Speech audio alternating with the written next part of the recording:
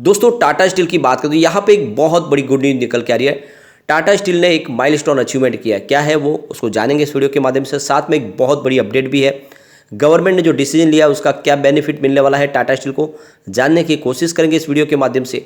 दूसरी तरफ अगर देखें तो बाजार में आज कोई बड़ी तेजी नहीं है। फिलहाल बाजार आपको फ्लैट ट्रेड करता हुआ दिखाई देगा।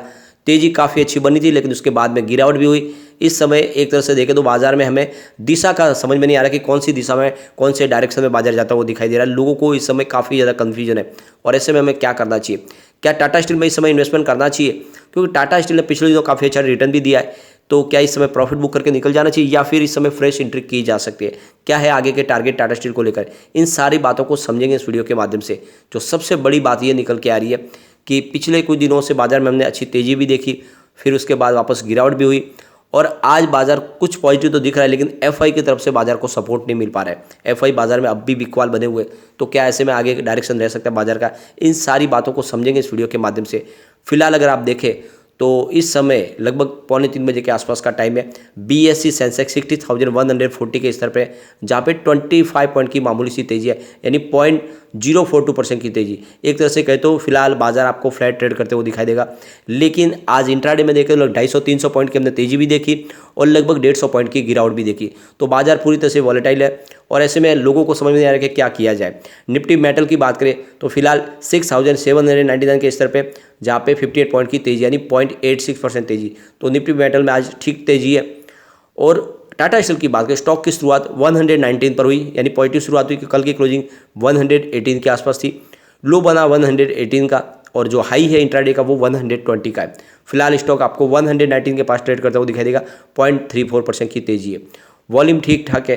पिछले एक महीने पहले इसका 5 करोड़ का वॉल्यूम था, 2 करोड़ की डिलीवरी उठाई गई थी।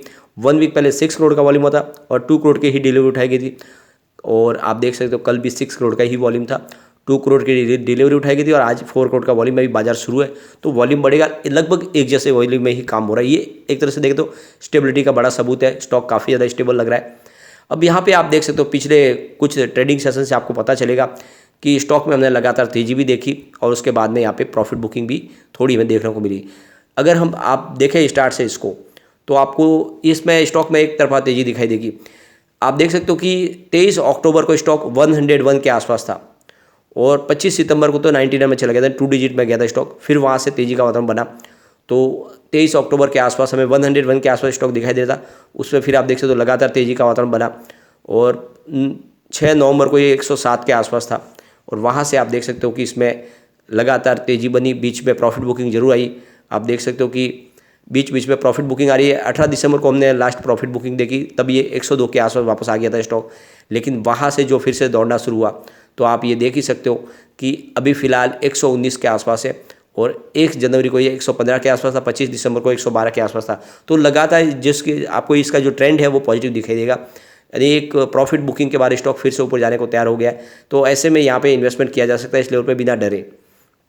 अब यहाँ पे देख सकते हो कि कुशाल गुप्ता की तरफ से कुछ शेयर कमेंट किए गए, जिसमें आप देख सकते हो उन्होंने भारत डायनामिक में बाय की कॉल दी है 942 के स्तर पे और स्टॉप लॉस 907 का लगाने को बोला है। और फ्यूचर ऑप्शन में देख सकते हो टाटा स्टील के बाय की कॉल है, 123 का टारगेट है और स्टॉप लॉस आपको 116 का लगाने को कहा है। यहाँ पे एक बहुत बड़ी गुड न्यूज निकल के आ रही है। टाटा स्टील को इंजीनियरिंग अवार्ड्स मिले हैं 2।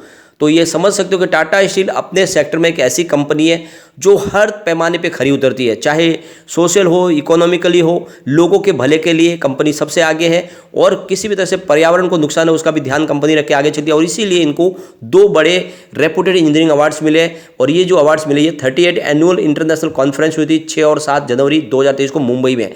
इसमें इनको ये 2 अवार्ड मिले, जिसमें एक इनको मोती काशी अवार्ड मिला है। यह इनकी जो इंडस्ट्रीज है जोधा उड़ीसा में उस कंपनी को मिला है। इसके अलावा KSRM शास्त्री अवार्ड मिला है, यह इनकी नोमोडी झारखंड में जो कंपनी है उनको मिला है। तो एक तरह से ये देखें तो 2 बहुत ही शानदार और वैल्यूबल अवार्ड मिले हैं कंपनी को और लगातार ऐसे अवार्ड कंपनी को मिलते रहते हैं।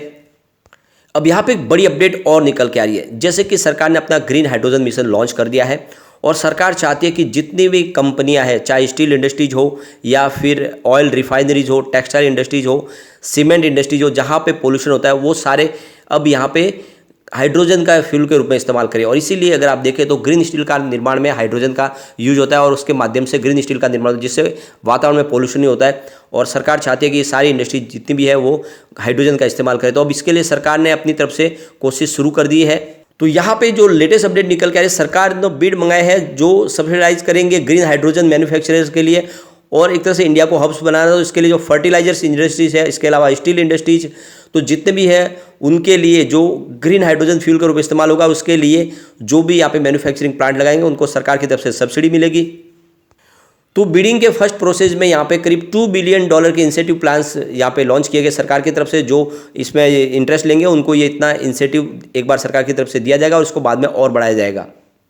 सरकार चाहती है कि फर्टिलाइजर्स इंडस्ट्रीज़ और स्टील इंडस्ट्रीज है जो ग्रीन हाइड्रोजन का इस्तेमाल करे, जिससे आने वाले समय में जो पोल्यूशन हो रहा है वो उसमें कमी आए।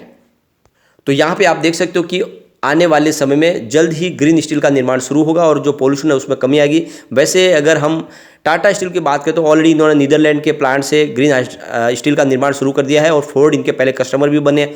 तो कुल मिला के जल्दी ये अपनी इस नई टेक्नोलॉजी को अडॉप्ट कर लेंगे। तो आने वाले समय में टाटा स्टील इस सेक्टर में भी सबसे आगे आपको दिखाई देगी और सरकार की जो मंशा है वो जल्दी ही पूरी होती हुई दिखाई देगी, क्योंकि टाटा स्टील एक बहुत ही मजबूत और लीडर कंपनी है इंडिया की। अब यहाँ पे अगर देखें Tata steel versus Jindal steel की बात करें तो कौन सा स्टॉक है जिसको आपको खरीदना चाहिए। अगर आप देखें तो टाटा स्टील में पिछले एक साल में हमें सिर्फ 5% की तेजी देखने को मिली है। इस दौरान जिंदाल स्टील में 57% की जबरदस्त तेजी देखने को मिली है।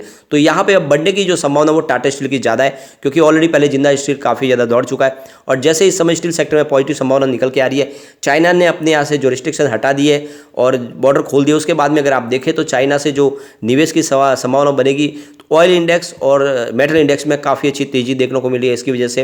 तो आने वाले समय टाटा स्टील में तेजी से ऊपर जाता हुआ दिखाई दे सकता है। सबसे जो अच्छी बात है टाटा स्टील के शेयर की, 5 डे, 20 डे, 50 डे, 100 डे और 200 मूविंग डे से ऊपर ये ट्रेड करता हुआ दिखाई दे रहा है और ये एक तरह से देखें तो इसका मजबूती का सबूत है। जेफरीज ने इसके ऊपर बाई की कॉल दी गई है, उनके हिसाब से 12 मंथ के लिए इसको आपको होल्ड करना चाहिए और 150 का टारगेट आपको देखने को मिल सकता है। यानी जेफरीज काफ़ी ज़्यादा बुलिश है टाटा स्टील को लेकर। इसके अलावा आईसीआईसीआई डायरेक्ट की तरफ से भी इनकी बाई की कॉल दी गई और उन्होंने इसका 127 का टारगेट दिया है। तो आप समझ सकते हो कि 98 के स्टॉप लॉस के साथ इसमें खरीदारी की जा सकती है। अगर आप टाटा स्टील के पिछले 4 साल के प्रदर्शन को देखें तो 2022 सबसे शानदार रहा है।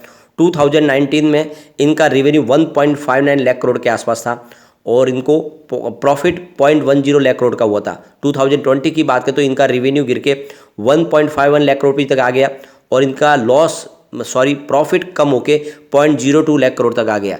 लेकिन 2021 में फिर से रेवेन्यू थोड़ा सा बढ़ा और 1.5 लाख करोड़ पर इनका रेवेन्यू और इनका प्रॉफिट बढ़ के 0.07 लाख करोड़ तक पहुंच गया। लेकिन 2022 में अगर आप देखें तो इनका रेवेन्यू सीधा 2.46 लाख करोड़ तक पहुंच गया और इनका प्रॉफिट 0.40 लाख करोड़ तक पहुंच गया। तो 2019 से लेकर सबसे शानदार प्रदर्शन इन्होंने 2022 में किया है। पिछले 2-3 क्वार्टर में हमने ग्लोबल रीजन की वजह से इसके कारोबार में गिरावट देखी, लेकिन अब फिर से आंकड़े पॉजिटिव हो सकते हैं क्योंकि Q3 के आंकड़े हमने देखे बहुत अच्छे डोमेस्टिक लेवल पे। इस हिसाब से आने वाले समय इसका रिजल्ट हमें सुधरता हुआ दिखाई दे सकता है और ऐसे में लॉन्ग टर्म का नजरिया लेकर आपको टाटा स्टील में इन्वेस्टमेंट करना चाहिए। यह स्टॉक आने वाले समय आपको डेफिनेटली मालामाल कर देगा। कम से कम 5 साल के लिए अगर आप स्टॉक होल्ड करते हो तो ये 1000 का टारगेट आपको दिखा सकता है। लेकिन फ्रेंड, कोई भी इन्वेस्टमेंट करने से पहले अपने फाइनेंशियल एडवाइजर के बारे में ले ले या अपना खुद का रिसर्च करें, क्योंकि मैंने वीडियो आपके एजुकेशनल पर्पज के लिए ही बनाया। वीडियो पसंद आए तो लाइक से जरूर कीजिए और चैनल को सब्सक्राइब कर दीजिए। Thank you friend.